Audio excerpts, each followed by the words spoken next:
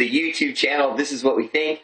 And my name is Joe, and this is a segment I like to refer to as Joe Knows. And what Joe knows today is the demise of the Lakers. And, and a little bit more than just that, but it's been kind of interesting. But here's the thing.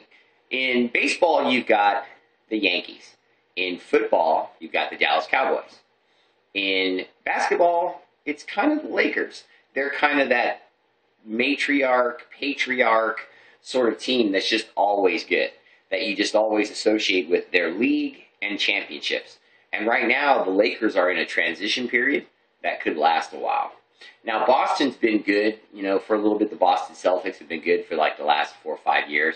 But if you really go back before that, in the mid-90s to the early 2000s, they sucked. And they went from a team and a franchise that had won 12, 13 championships to a decade of winning nothing. So that's not okay. And so they made moves. They got Kevin Garnett, and they drafted Rajon Rondo, and they got better. They won a title. The Lakers, of course, got Shaq and won 3. Then when Shaq left, Kobe got some players, Pau Gasol, and they won 2 more. And now we're at a point where they've made a move for Dwight Howard, and Dwight Howard is compelling to me. Dwight Howard is one of those guys that he looks so desirable. If you're a team and you're a general manager, you think to yourself, I got to have that guy. I mean, look at the stats he puts up. But the problem is he also has hidden negative stats that you can see in his game if you know basketball, but that most people who even know basketball don't pay attention to his flaws. They look at him like a Ferrari and ignore the lack of gas mileage. And they aren't wealthy enough to pay for all that gas. And so it's like they don't get it. It doesn't matter how nice the car is or how nice it looks. If it can't get you from point A to point B without costing you all this money on gas, what's it worth? See, he causes as many negatives as he does positives. Does he score a lot of points? Yes. But does he cause a lot of fouls? Yes.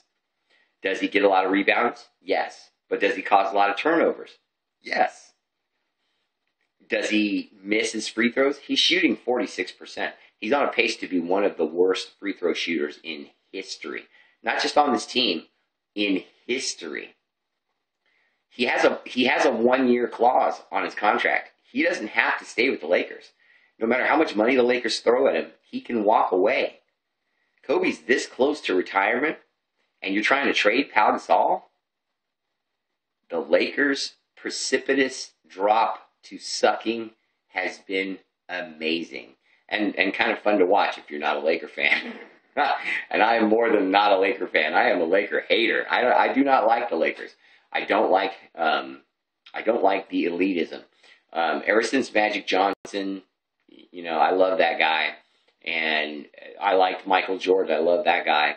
But I don't want to then say, oh, I was a Laker fan, or oh, I was a Chicago Bulls fan. No, I was a Michael Jordan fan, and I was a Magic Johnson fan.